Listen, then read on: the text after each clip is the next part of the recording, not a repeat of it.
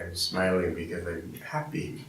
I'm happy to be here with all of you, and I'm just coming out of a 1 week long seclusion, and in it I studied the Gita deeply, and somewhere in there, Krishna says that the beginning of all good things should start with the chanting of Om, and so I was happy that this talk is starting with the chanting of Om. And now, for a meditation tip before we get into the reading, that if at the end of your meditation, after you've practiced Hong Sa or Kriya or Om technique or whatever the techniques that you practice are, at the end when you're sitting there in the silence, before you go into that silence, memorize Master's poem Samadhi and repeat it to yourself mentally. I heard Swami Kriyananda give this advice for years and years, and I just thought that I'm trying to get to a state where I'm mentally still. What will saying all these words, this long, long poem, what will that do for my silence? And I didn't do it, which was absolute just folly on my part for not listening to the great souls. But once I finally tried it, it's like nothing else, that you're just meshing into Master's consciousness when he was in Samadhi, when he wrote that poem.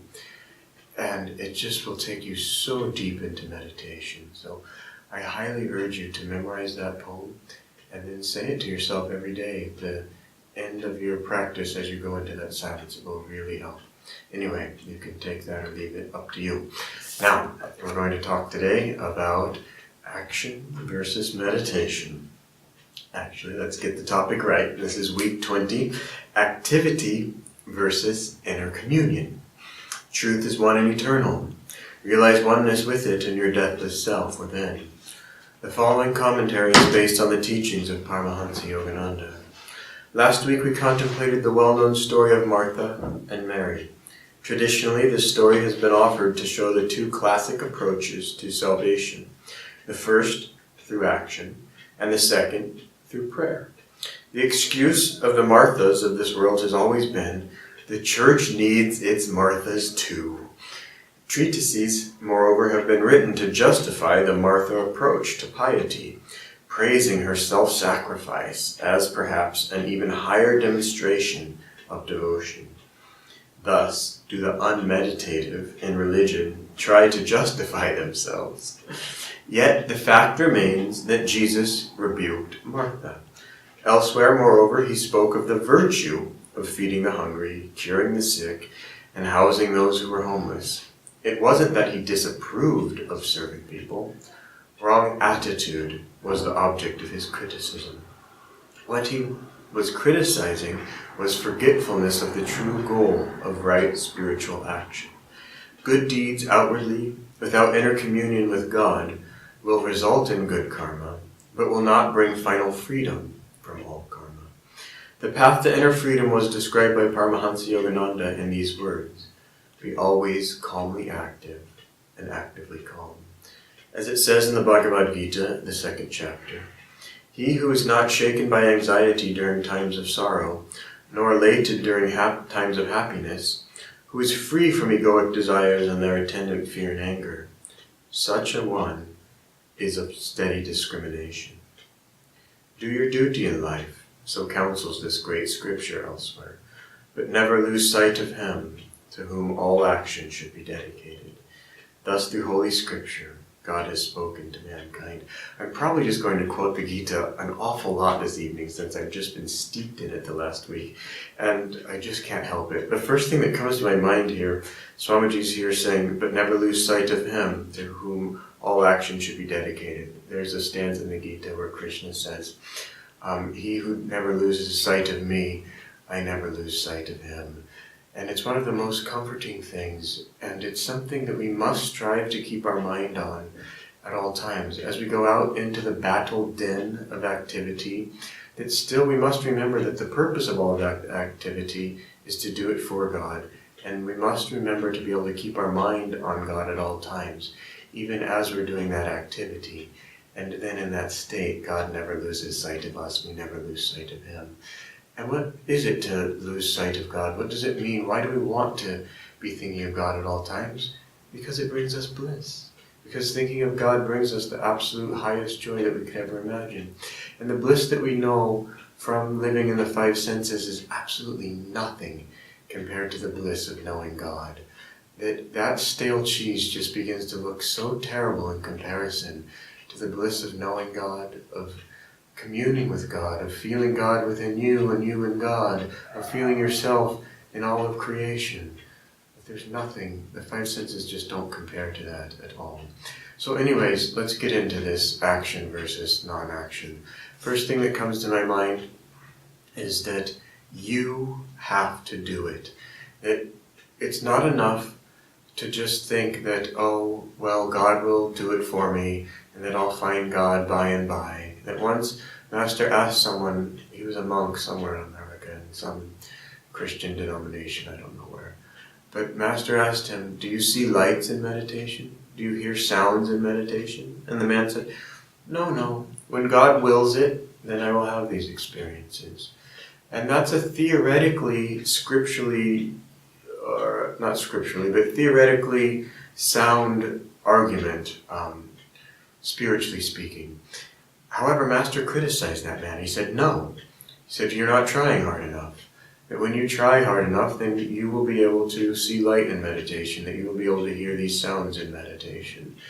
And, well, that sure woke me up when I first read that passage. And the point here is that you have to do it, that you have to make the continual effort again and again to go within and have the experience of God, that it won't just come on its own. And seeing light and hearing sound, you're not going to get that by whatever, serving, by teaching other people meditation. You're not going to get that by whatever your form of serving is. That maybe you sweep the floors in the church or in the center or whatever, and there's nothing wrong with that. It's needed.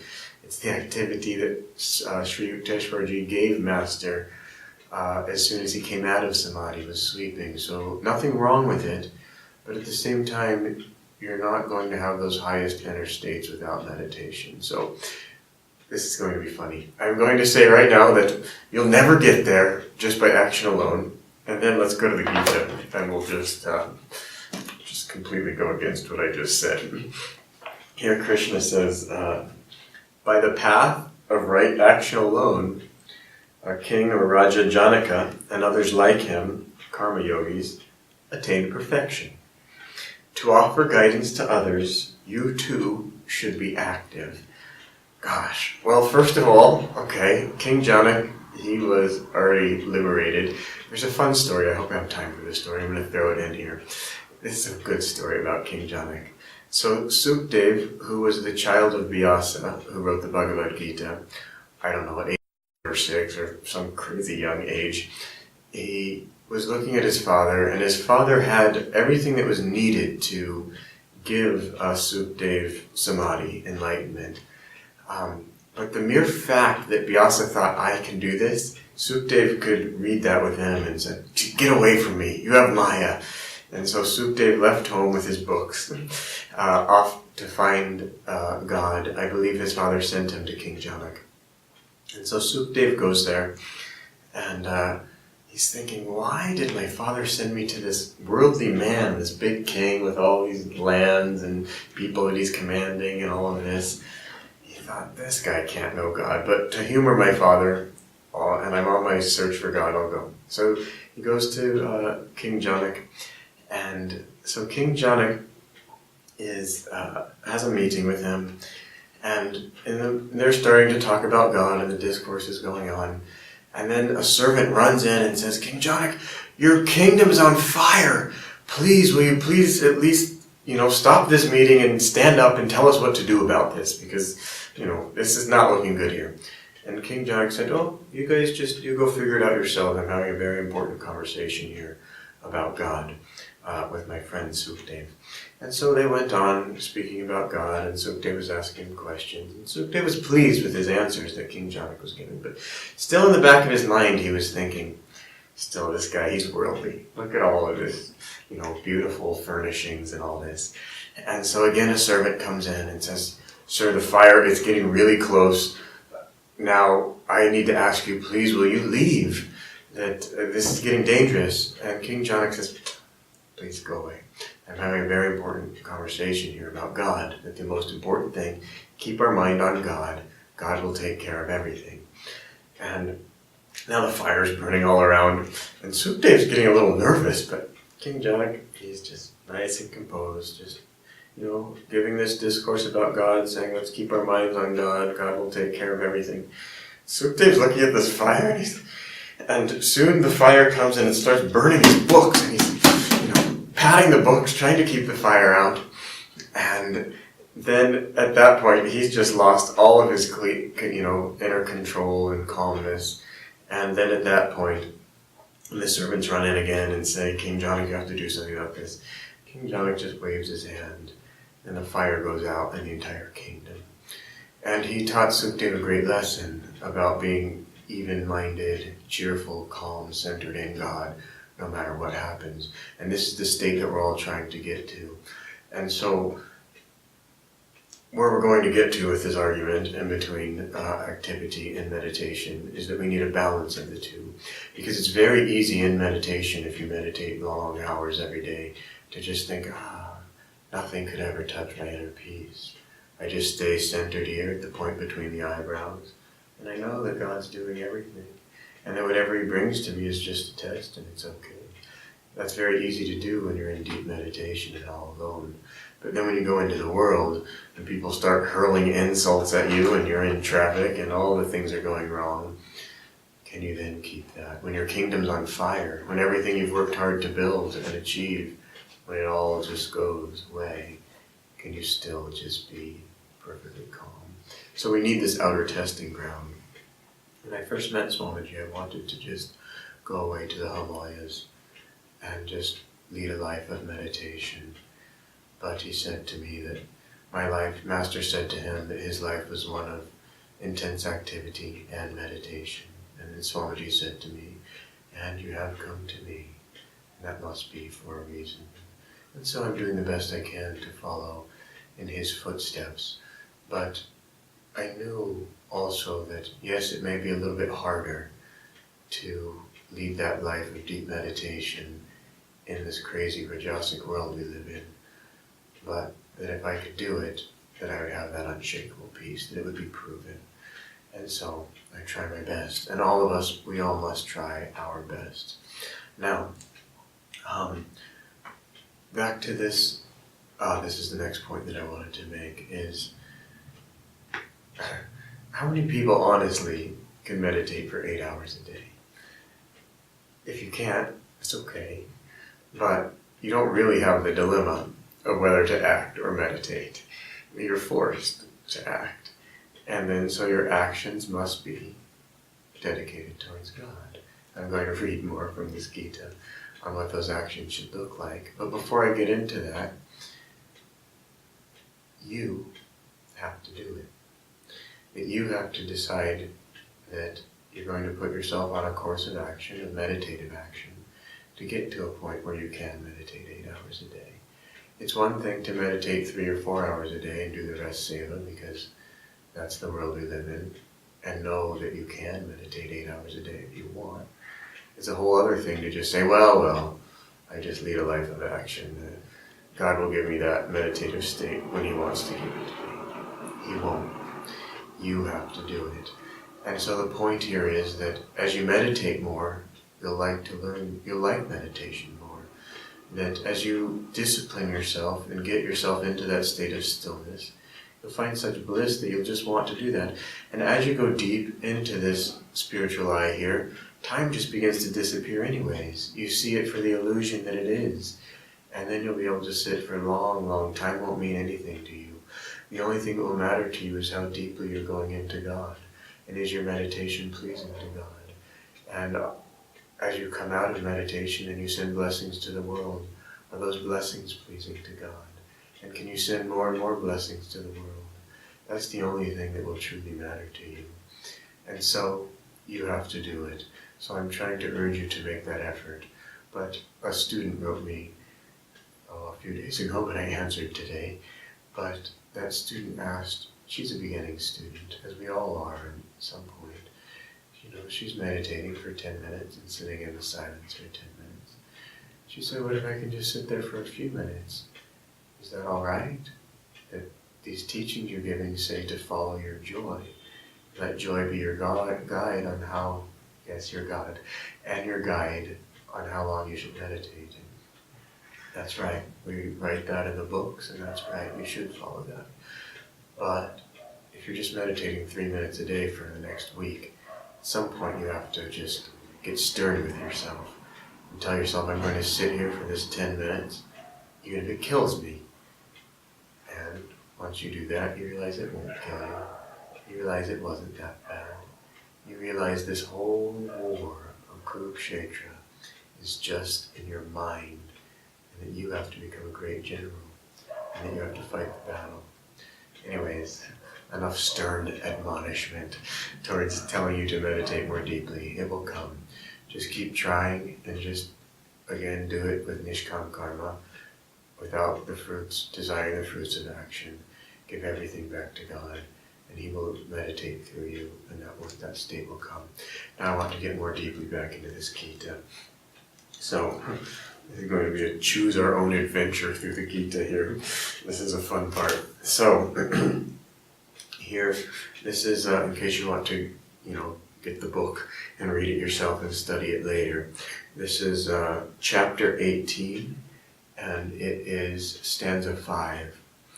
The activity involved in yajna, or sacrifice, philanthropic works, and the austerities listed in 1714 and 1716 ought certainly to be engaged in, and should not be abandoned, for when performed with wisdom, they purify the heart.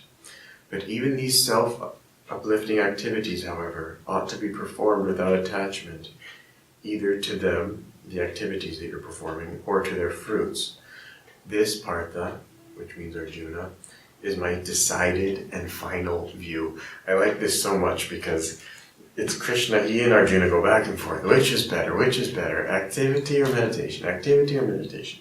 And so this, I just like it. It's Krishna's just saying, it's my decided and final view that do these self-uplifting activities, but do them without attachment. Now I want to get into what are these self-uplifting activities.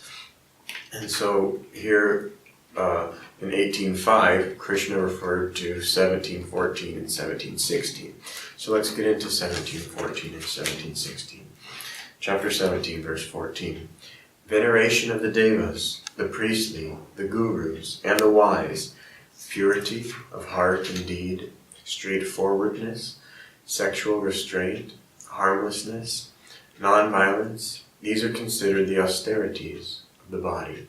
I like this because it's in that stanza 14 right here. What do we need to do concerning the body? Then we go on, 1715. Speech that is pleasant, beneficial, and truthful, without being offensive. The repetition of japa and recitation or recitation, I don't really know, of the scriptures. These are called the austerities of speech. So when we're talking, that we want to be reciting the scriptures, we want to be doing repetition of japa, we want to always make sure that our speech is pleasant and beneficial and truthful. Swami Kriyananda's voice was like nectar, always. Even when he was scolding someone. I'm going to throw in another story and then we'll get here. Once I was in a meeting with all the monks, and one monk said something that was just a little off. I don't remember exactly what it was. But Swami Kriyananda said, "You've got to watch this guy." And we all just started laughing a little bit. But those words, they were spiritual, like, I don't even know what to call it. Because it stuck with me since then, and that was probably 12 years ago. But often when I feel this battle of Kurukshetra raging within me, and my ego and my mind wants to say one thing, and my soul's quietly whispering in the silence the other right way to go, that his words come back into my mind. You have to watch this guy, and that we have to learn to watch our ego, that we have to learn to watch what we're doing, and make sure that we're in harmony with our own higher self, that we're doing what God wants us to be doing. Anyway, that was a little more about Swami Kriyananda. 1716, even-mindedness, cheerfulness, kindliness, serenity, self-control, purity of the heart, meditative communion with the true self. These are said to be the austerities of the mind. This threefold austerity of body, speech, and mind is sattvic in nature. It is practiced by persevering seekers, blessed with deep devotion, who desire not the fruits of their actions. So if you go home and you read these again, it really gives you an outline, because sometimes we wonder, what am I supposed to be doing with my life? What's the right thing? What does God want me to be doing? And whether you're making a job change or there's some family drama going on, whatever, that's not the point of what you need to be doing with your life. The point of what we need to be doing with our life is making sure that we're fulfilling all of these sattvic traits at all times. And of course we're going to miss the the But what do? We get back up and we try again with all of our willpower. And the trick to willpower is that it's not yours. The whole trick to the spiritual path, I keep saying you have to do it, but then again, you don't have to do it. That you have to cooperate with God. That one word of cooperate with Him, that you do it together with Him. Then it becomes His willpower, and His willpower is infinite. But you have to be not afraid to channel that willpower, to become a channel for God, and to use it. And for a time it does feel like your willpower, but use it. Take up something that you've never done before that you think is scary. Do it. Master said, bite off more than you can chew, and chew it. And then you look back and you think, I was afraid of that? I made this tiny little thing into this demon in my mind for years and years, and now I look and it was like, so silly. Why did I make that little molehill into a mountain? And slowly you begin to do more and more. And slowly you realize that you can do absolutely anything. That you are a soul, and that you're a soul of infinite power that can claim absolutely anything as your own. But remember what it is that you want to claim as your own, and that is childlike devotion. That is that you are a child of God, and that you want to go back home. And it brings me to another point that's so important of why we need to do activity. Because as you grow spiritually and you start realizing your spiritual power, ego can develop like nothing else. You realize you can do all of these things. You look around in this world where the average person just has Vaishya consciousness and is just locked up in that and can't do much at all. And you start thinking that you really got something going on, and you do. But if you think it's yours, then you fall again. And Swami Kriyananda in here says something a little bit scary. He says that spiritual evolution, he actually doesn't say it, he just hints at it, but if you meditate on it, you'll see that it's true. He asks a rhetorical question. Is spiritual evolution cyclic, like everything else? Like we see, let's say in nature, that summer comes, and then fall, and winter, and then summer comes, and slowly, if you watch a nation, over those years it builds and it gets better and better, but it slowly gets better. It doesn't just race up and become some great mighty thing. And so that it's scary because we realize that our spiritual progress too is cyclic, and that we will rise and then we'll fall, and then we'll rise and then we'll fall. But when we're on that upward rising, seize the day. Take it for everything that it's worth and go for it. Because really this whole battle, it's just in our minds. That if we can convince ourselves that we can do it all right now, we literally can become free right now. That we can realize that we are free right now. But it's 100% in our mind. That's the greatest thing to realize. I'm not going to go into it, it's too deep of a topic. But anyway, that was one more reason on why we need to have activity, so that we can mingle among men, so that we can have humility. Can you imagine what it's like to be a master who can wave your hand and put out a fire in an entire city? To have all of these powers, and yet no one even knows that you have them, because you don't demonstrate them except to people that are worthy to see them. Do you have that kind of humility? That too is something that we have to develop. We develop it slowly as we grow on the spiritual path. So, it seems the spiritual path always comes down to balance. That we want to have a balance between service and meditation. And each one of us has to find our own balance. As you learn to grow more and more in meditation, take the time. Take your 2 weeks of seclusion every year, as Swami Kriyananda recommends for all devotees on this path. See if you can get into those 8 hours a day for 2 weeks. And so meditate. Here's a quote from Paramahansa Yogananda. Read for 1 hour, write for 2 hours, think for 3 hours, and meditate all the time. It took me about 8 years to figure out what in the heck was that all about. But I came to realize that, okay, reading's pretty much the easiest thing that you can read for 1 hour. And then, write for 2 hours? What was it? Yeah, write for 2 hours. And then, okay, when you try to take up writing, you realize that it's harder to do than reading because you have to put out more energy and you have to get your mind even more focused and calm. Okay, I wrote a little bit, I learned a little bit about that, but then think for 3 hours. That it's harder if you want to try to gain control of your mind and keep your mind on one topic, especially even for 3 hours. That if you're going to decide that you're going to write a book and you want to sit down and write for 3 hours, you realize that all that writing is coming from somewhere and that's your thoughts. Also, sorry for pointing at you like you. This finger, Swamiji says, has a lot of ego in it. But I was saying that memorize the poem Samadhi. But it takes a great mental effort to memorize the poem Samadhi. And that comes into the thinking for 3 hours a day. But then after you go through all of that rigmarole, you realize the point is to be able to keep your mind on God at all times. And there is so much joy in that. And I want to bring this and end this with this other seeming contradiction. That Jnana yogis will tell you, you have to keep your mind on God at all times. Bhakti yogis will tell you, oh, just love God. Keep your heart on God at all times. But remember the line from Paramahansa Yoganandaji's chant, in the thought by my love brought, that if you keep your heart on God, that your mind automatically follows, and your mind will automatically be on God. So either way you want to approach it, whether through the mind or through the heart, it ends up being the same thing. That you have that single-pointed devotion or mind that's only on God, and so much bliss comes, so much joy, you have no idea. Absolutely, you will feel that absolutely everything in life is taken care of. So much better than you could ever plan it, or that you could ever do on your own.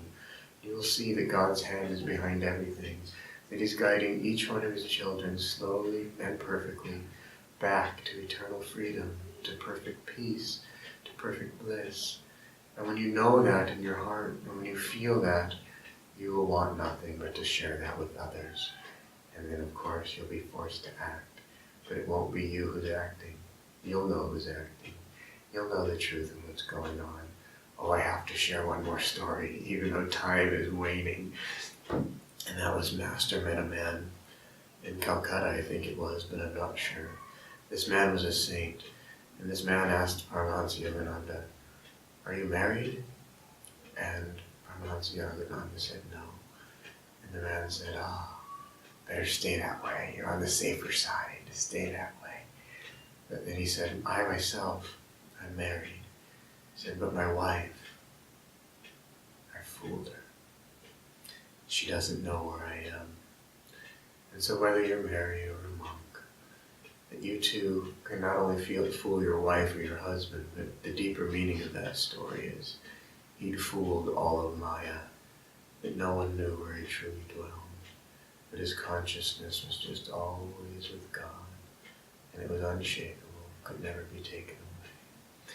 Well, this half hour's flown by, 45 minutes, whatever, but it's been a great joy, great joy. I look forward to spending next week with you.